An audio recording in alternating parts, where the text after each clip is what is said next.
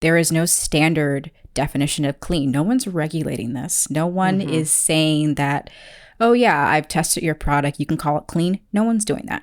Some companies are doing a good job and doing their due diligence, and they put the word clean because they have sought out expert advice. They have talked to their chemical suppliers, and their product really is clean. And then there are some who are just doing it for the marketing ploy.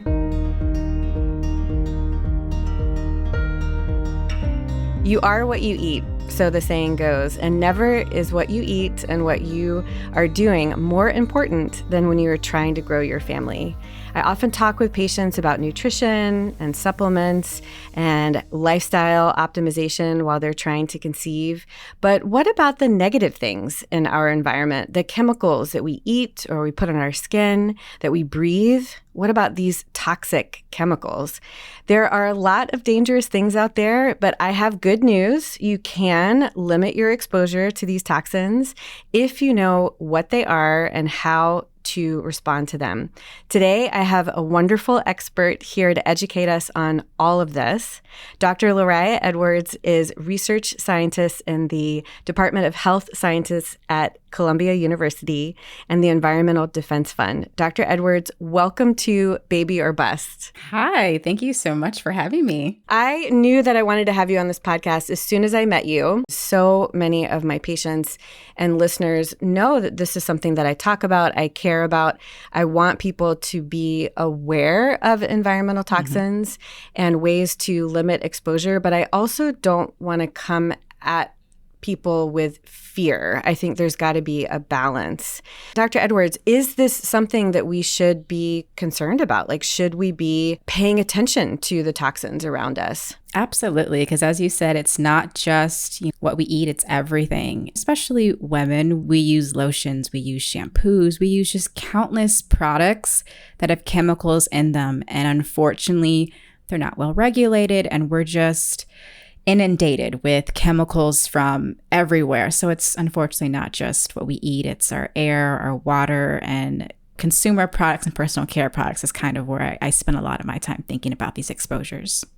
What are some of the chemicals or toxins that are in some of these products and household things that we're exposed to? There are really, unfortunately, many. So I think a lot about phthalates, which are chemicals used in many products, particularly plastic. So if it's a plastic product, it likely has a phthalate in it. But on the personal care side of things, they're used in products to make your products smell good. So if you think about all the fragrance products, those are probably phthalates are used to help retain that scent. Also, these forever chemicals that folks may have heard of in the news, these per and polyfluoral substances called PFAS. So when you see things that are supposed to be non-stick or water resistant, that likely has PFAS. So the age-old Teflon, also a lot of waterproof clothing. I've seen a lot on social media about, people requesting that big companies remove PFAS from their outdoor gear. But also like our mascaras and eyeliners, all those things we want to be water-free to stay on our face, that might have PFAS in them. And then, the list goes on. I'm sure consumers are really familiar with BPA because you can't go to the store nowadays and not see, BPA free on a can or a plastic bottle. So these are found in so many different products. And those are just the chemicals that we know. A lot of products nowadays just have a boilerplate fragrance on the label. And we don't know what is in this fragrance or parfum because companies don't have to disclose that. So we're then exposed to chemicals that we don't even really know what they are. And, I just listed maybe 3 or 4 classes, but there are unfortunately a good amount out there that are just in our environment, in our personal care products. We think that all of the ingredients that are important to know about are listed on the label of a product, but fragrance is considered a trademark. So if a company can claim that a certain chemical allows to make it smell a certain way, or it's a part of the essence of this product, and they want to kind of keep it a trade secret, they don't have to list the certain chemicals. And phthalates, I have learned just research and just trying to educate myself, they can often stabilize products. A lot of makeups, it increases the shelf life. The hard thing about a lot of these chemicals is that they sure have made life easier, right? Like Yeah. all the plastics and, take home containers from the restaurant. And it's much easier to just kind of use things once and throw it away rather than have to clean it. Even thinking about the waterproof, it's nice to have a raincoat that you can come home out of the pouring rain and not be all wet, or have a non-stick pan that's easier to clean. I mean, all these things were really brought out in the 60s and 70s and really supposed to help people. But now we're learning that a lot of the things that make our lives easier are actually causing harm. Like my partner loves a good shirt that stays wrinkle-free, and that's sometimes treated with a chemical so it stays that way. But when you think about, we're learning nowadays that, these things that have been convenient can cause problems. And we're now starting to have to deal with those effects now, which is really unfortunate. Let's talk about phthalates for a second. On season 1, I had Dr. Shauna Swan, who wrote the book Countdown, really talking about the dramatic decline in sperm counts worldwide and learning how some of the chemicals that are in our environment could be contributing to this lower fertility rate, lower sperm production, lower sperm parameters. And she really focused in on phthalates. So what are phthalates and how have they impacted our health?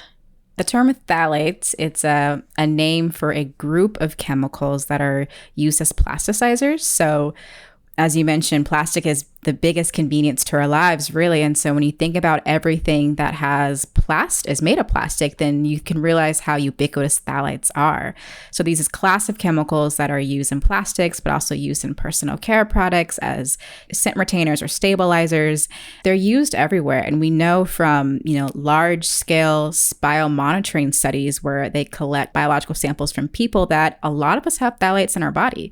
You can measure phthalates in your urine and you see that it's a ubiquitous and widespread exposure. I don't think anybody is free from phthalates entirely. There is a lot out there, a lot of animal evidence that is pointing to phthalates and how it affects male reproductive health, really that decrease in testosterone, which could then, of course, affect sperm quality. That's a really big deal. There have also been studies have linked phthalates to increased risk of preterm birth. And on the non-reproductive health side, there's just a lot of other health effects that phthalates are linked to. And it's just, there's a lot of evidence out there and we know so much. And it's really time that we start considering the fact that we need to more strongly regulate phthalates and really consider the fact that we're not exposed just to one phthalate at a time. We're not just exposed to one chemical at a time, but phthalates in particular are often used in similar products. So they're in your lotion, they're in your foods. So when you think about all different stuff you're exposed to, you're really not just exposed to phthalates from one source, unfortunately. You're exposed from a number of different sources, and that adds up to have an effect on our health. One question I get a lot when I'm talking about this in whatever environment and person or group of people I'm talking to is, well, if it's so bad, Dr. Shahine, like why are these chemicals in our products? Like if it's known to cause this impact on our reproductive health and, our overall health, cancer risk, diabetes, obesity, why are they still in our products? Oh man, that's the $1 million question that I do get asked. I do get asked often, and I don't have an answer for it. I just, chemical regulation in our country is confusing and often doesn't really make sense, especially when it comes to phthalates. I published a paper last year about phthalates and fast food. So big fast food chains, we found that there were phthalates in we actually measured the food, we found phthalates in the food. And my wonderful boss was going around talking about the paper and made a comment that the phthalates in a children's toy in like a Happy Meal is more strongly regulated than the phthalates in our food. Because phthalates have been restricted from uses in certain children's toys and articles, but that's it. Aside from that, they haven't been regulated. So on that front, the chemical policy landscape doesn't always make sense. When thinking about cosmetics, that is an area where there is just very weak regulations that are outdated. The Food and Drug Administration are the ones who regulate, consumer cosmetics in particular, and those regulations haven't been updated for like at least 80 years. So they're woefully outdated. So you have this billion-dollar cosmetic industry that is really kind of just having a free-for-all, kind of self-regulating. And the result is that folks are just being exposed to these products and they think that everything on the market is tested and more better regulated. And that is just, unfortunately, that's just not true. And I remember when I found that out, just also being floored and realizing that I can go to the store and get a product that really hasn't been tested very well and assured that it won't cause any health effects to me. Yeah, the last time an ingredient was limited for use in the United States was 1936 when FDR was in presidency. And since then, over 80,000 chemicals have been introduced into use in household products that we're exposed to every day. But I feel like a lot of the pushback is from, well, in my particular product, like as far as the companies that are making the product or the lobbyists that are arguing against regulation, they can very much say, oh, but there's such a small amount of phthalates in my personal product. If someone uses this lotion on their skin, yes, you're absorbing it. You know, our skin is our largest organ, but, you know, it's just a little tiny bit of phthalates and, you know, that's okay. And I feel like, yes, probably if that is the only phthalate you're ever exposed to, then that is probably okay. But nobody is taking into account, you know, how many products we use every single day, or the fact that it's in our scented candle and the couch that we're sitting on and the mattress that we're sleeping on all night. And oh gosh, I know I can go to a really dark place when I really start thinking about it, because you want to believe that we are in a safe environment. So I think an excellent example of how limited the FDA is in regulation is the story of Johnson & Johnson baby powder, talc, and cross-contamination with asbestos. So this is a key beauty product for Johnson & Johnson, so key to their brand. And generations have been raised using Johnson & Johnson baby powder. Yes. And no matter how many studies were shown, how many people came forward and associated use of baby powder with ovarian cancer, just such hard evidence, the FDA had their hands tied and actually could not get it off the shelves because talc is actually fine. Talc is fine. It's just that when you mine it, it's often so close to asbestos that there's cross-contamination. And so some of the batches would have it and some wouldn't. And the only reason that Johnson & Johnson changed and now uses cornstarch in some, but actually only in the United States, it was consumer demand for change, but you can actually still find the regular talc elsewhere. It's really kind of incredible, but it's company dependent. So when that same evidence came out, Claire's, the makeup place in the mall, I spent so much time there when I was growing up. I don't know about you. Okay, great. I got my ears pierced there, and I remember all of my makeup, all of my earrings, jewelry. Yes. Oh my gosh. And I got sparkly stuff. And I remember when this came out, there was a lot of makeup that was marketed towards girls in Claire's, and they voluntarily removed the eyeshadow with the talc in it.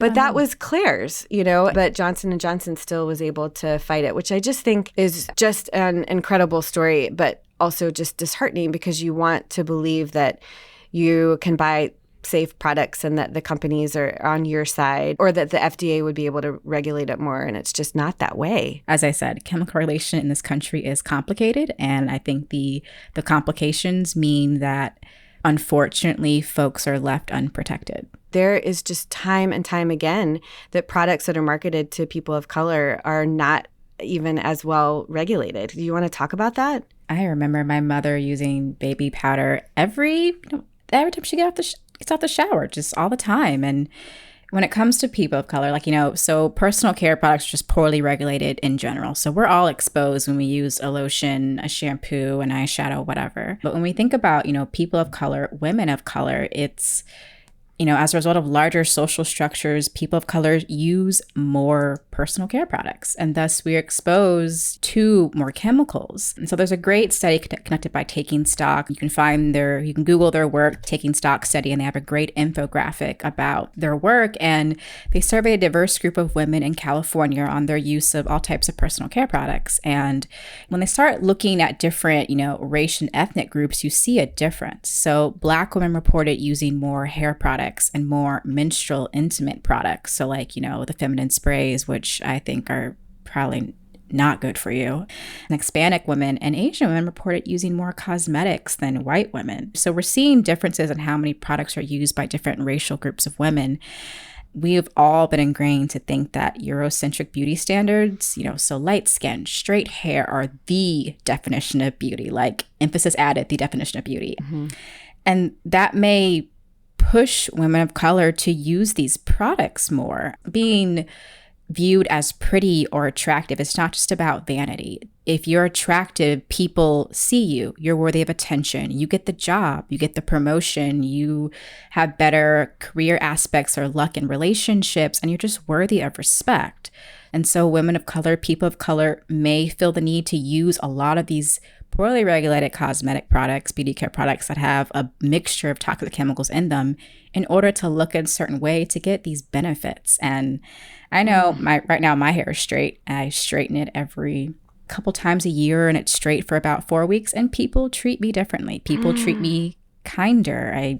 Maybe my coffee's free. Maybe there's a person who speaks to me longer, is nicer, and like my partner can tell there's a difference how people treat me. I can tell. And so that just goes to show you, like, there's a real effect to being seen as attractive and fitting this white femininity Eurocentric beauty standards of this country. And that's why people of color may use more of these products. All of these things that are linked to these products that traditionally women of color are using so that they can look a certain way and get the benefits that society decides to give people who fit the standards of beauty. In general, clean, and you can't see me, but I'm putting in air quotes, clean products are more expensive. And it's now becoming more of like a marketing kind of gimmick. Like you can say BPA, but there's like a zillion bisphenols. So BPA, bisphenol A. And I tell my patients, well, there's bisphenol A through Z. So just so a plastic water bottle doesn't have BPA, it doesn't mean it doesn't have a BP, bisphenol in it.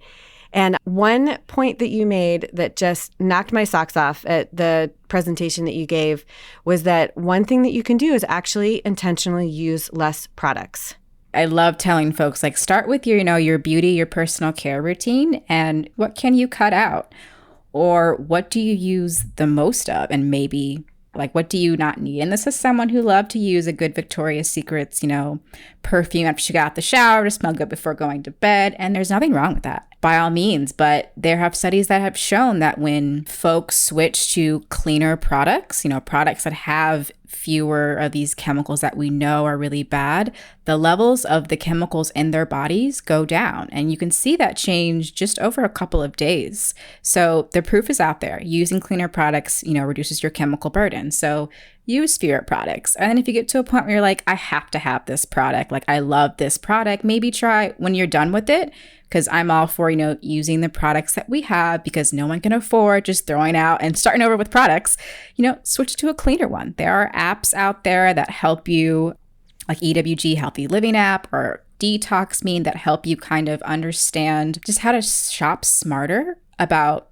cleaner products. So I think apps do a great job of being like, so this long chemical name, that just means like an essential oil, or this long chemical name, that is just a stabilizer X, Y, and Z. And then some goes so far as to say like, we're going to rate this ingredient because we've scoured publicly available databases and we know that based on the evidence now that this chemical may be linked to skin irritation or things like that. So I think apps have a place, but you said something at the panel that I loved. Clean is the new dirty. Love that phrase. And I'm giving you credit for it. Everybody nowadays has the word clean on their product, like on their labels, in their stores. Like I feel like you can't go to the store and buy a new personal care product without the word clean. And it's important for consumers to know that there is no standard definition of clean. No one's regulating this. No one is saying that, oh yeah, I've tested your product, you can call it clean. No one's doing that. Some companies are doing a good job and doing their due diligence, and they put the word clean because they have sought out expert advice. They have talked to their chemical suppliers and their product really is clean. And then there are some who are just doing it for the marketing ploy. So the word organic on a beauty care product means absolutely nothing.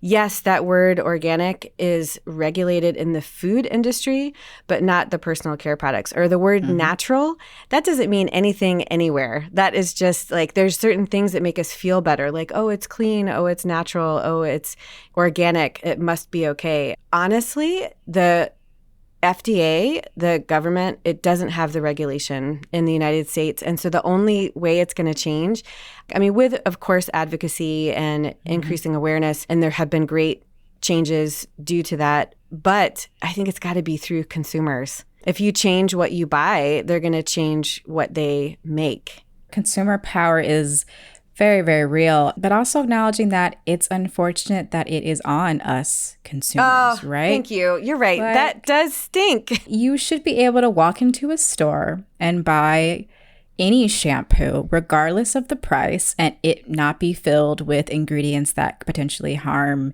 not only your health, but, the health of your children. There was a study that got circulated, I think, a couple weeks ago about the PFAS exposure that women are exposed to while pregnant affects the sperm quality of their sons later in life. And that shouldn't be a thing. You shouldn't be doing these mental Olympics while you're at drugstore trying to find a shampoo or a lipstick thinking like, well, is this going to cause me problems in 20 years? Or what about the kids I may or may not have? Like, it's unfair. And you're Absolutely. Right. The price discrepancy of what's clean products just further alienates and leaves communities who are already overburdened continuously overburdened. So are there any things that you've done in your life or in your kitchen or products that you have changed after you've learned what you've learned and the work that you do? I've made a list of products that I'm using that I'm like, oh, this isn't probably the best. So when that, when it runs out, I'm going to get something different. I try to, avoid fast food. That's a thing. I try to use glass containers rather than plastic containers, especially when you're like microwaving or heating up food. Definitely try to avoid fragrances in products. That's a tough one nowadays, but I try not to buy any product that has just the boilerplate fragrance on the back of the label. Kitchenware is hard, trying to find, a good non-stick kitchen appliances. And so I think I've resolved to trying to use stainless steel utensils and cookware, but it's difficult. And I find myself getting fatigued and exhausted at some times. And I'm just like, whatever, I'm just going to use whatever. And that's not, I know better, but at the same time, it becomes exhausting. I came back from a work trip and saw my partner had bought new baking sheets. And I was like, oh my God, I didn't read the labels. I didn't research these baking sheets. He did not consult me. Right. He didn't consult me about this. But that shouldn't be the thing that anybody's doing. We should just be able to buy safe things. I will say that I've invested in carbon steel, a couple of really great pans. So you can do cast iron or carbon steel. Write that down. You will never have to buy another pan your entire life. Like even these sort of non-Teflon pans, like the ceramic ones, they're great, but I look at them and I'm like, well, what are they doing to kind of seal the ceramic? And is that really safe?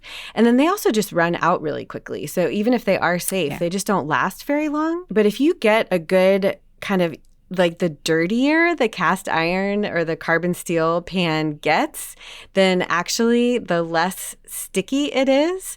It's called a patina or something. You kind of work on it. You want to kind of, and then it's amazing. So I highly recommend just investing in one really nice carbon steel or cast iron pan and just literally use it for everything and see how it goes. I'll take that advice. Thank you. But I also like hearing from someone who is literally dedicated her life to learning about toxins, who uses a nonstick pan every once in a while, because also, I think we can just get so dogmatic or sort of focused on this, and almost to the point where you just feel like you're drowning because you feel like you can't ever get away from it. And then you can sort of give up because it's just too hard or too expensive or too scary. Any recommendations for how to talk to friends and family about it if it's something that you want to kind of bring up but not overly alarm people? Your approach matters. So, if you see a friend of yours, you're like, oh, do you want to borrow this? I have got this new lipstick, want to check it out. And you look at the label, you're like, let's next time go shopping together. We can pick out, some better lipstick. I've heard some ingredients in these aren't very good for our health. And in my case, we're young, we haven't had kids yet. And we want to protect our health and do as much as we can to make sure when we get there that that's something we can do. So I think the approach matters. And you don't flood people.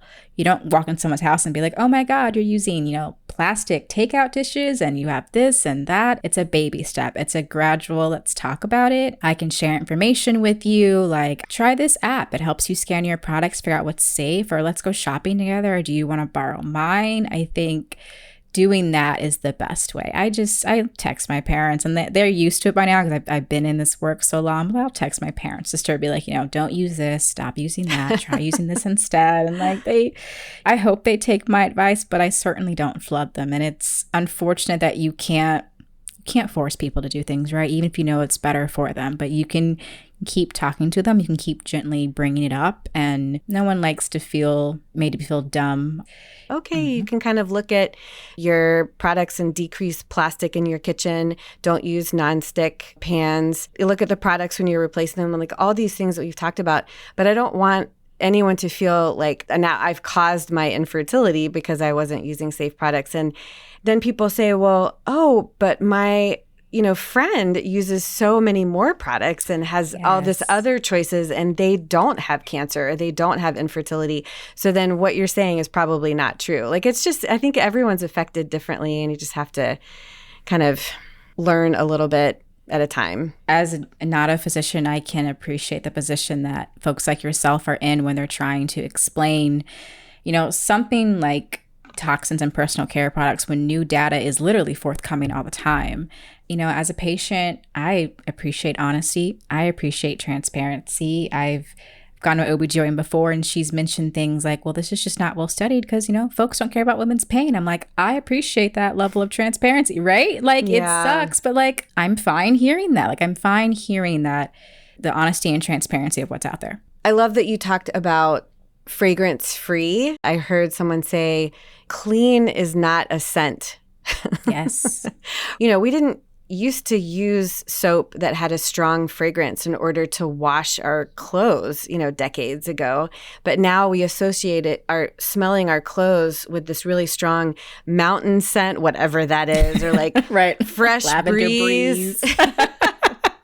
And you're like, okay, I guess it's clean. And then if you just smell something that doesn't have a scent, you're like, oh, it must not be clean, right? I was working with a collaborator on a project, and she mentioned that same thing. She was telling a group of women that, yes, you've been taught to believe that it's not clean till it smells that way, but no, like, we need to move away from that. Yeah. Any other sort of take-home tips for thinking about decreasing? I think you talked a lot about getting plastic out of your kitchen. Mm-hmm.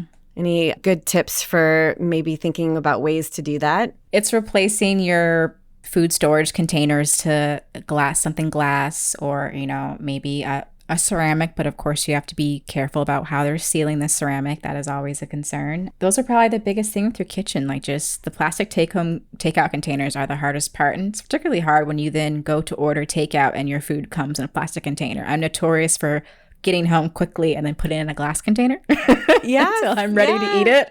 Yeah, I do. I talk about that with takeout too. I know. But then the extreme is to like never get takeout, and like that's not the answer. It's become the balance of like you said, lifestyle optimization, but also still having a life and striking that balance that is good for you, comfortable for you, and unfortunately, what is financially comfortable for you, because all of these cleaner options usually end up being more expensive.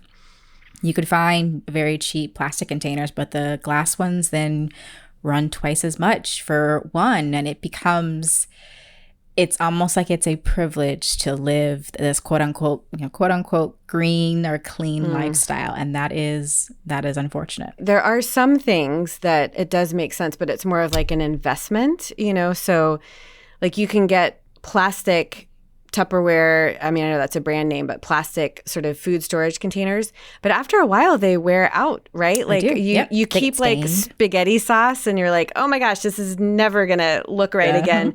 But if you get one glass one, unless it breaks, but it can honestly last forever. And it's You're right. There is really that trade-off. clean. Do you think that this is something that people only have to worry about when they're planning to have kids, or kind of for kids? Like, is it, so if you're like, well, I'm never going to have kids, I don't have to worry about that. What would you say to that? Oh, no, not at all, because we are learning so much about these chemicals. These chemicals that are out there in products and have been out there in products, we don't know. We know a good amount. I think we know enough to regulate on them, but we certainly don't know everything that they're doing. And when you think about the fact that you're not just exposed to one phthalate, you're exposed to multiple phthalates. Phthalates are classic chemicals. Then you're exposed to other classes of chemicals. So you're exposed to like a chemical cocktail. And all those chemicals combine to do all types of things. So yes, we've talked a lot about these chemicals and reproductive health, but they're also linked to cancer and other health effects. And we care so much or invest in so much in women who can, and folks who can get pregnant and, have children, but that is not where your life ends. And there's life after that where these chemicals may cause health effects that we just don't know yet. And so I think we should be precautionary and we should consider that let's try to be as clean as possible. It's not only, good for yourself, it's good for the environment. And, that's important to think about. So it's my understanding that if we do make changes and decrease our exposure to PFAS, you talked about it's all these different endocrine disruptors or toxins, that if we decrease our exposure, that we do actually see levels in our bodies go down. Like they do actually, we can make a difference and decrease the levels. Is that correct? Yes, and there is an excellent study called the Hermosa study. If you Google it, you'll find it. And the researchers there used teenagers and they had them switch out their products for a couple of days, and they then took urine measurements before they got the clean products and then after, and they could see significant, which if it's significant in the science field, that's a big deal. So there is the evidence out there that making the switch it's impactful and it does something. It's not just a marketing ploy. I'm not being sponsored by any company telling you to just buy clean products. Like it actually is better for you and your chemical body burden. And that's one way that you can kind of take ownership and kind of reduce your exposure. Yeah, I like that thinking, your chemical body burden. You can decrease the burden and you can't ever eliminate it completely, but at least decreasing it, you can improve your overall health and well-being. Thank you so much for being here today, Dr. Edwards. How can we find you if we want to learn more from you? Yeah, you can. I would say the best thing to do is follow me on Twitter. You can look up Lariah Edwards. You will see my picture, and I try very hard to post my own work and repost the glorious work of those that are out here in this space doing this work. Thank you so much again for being here. Absolutely.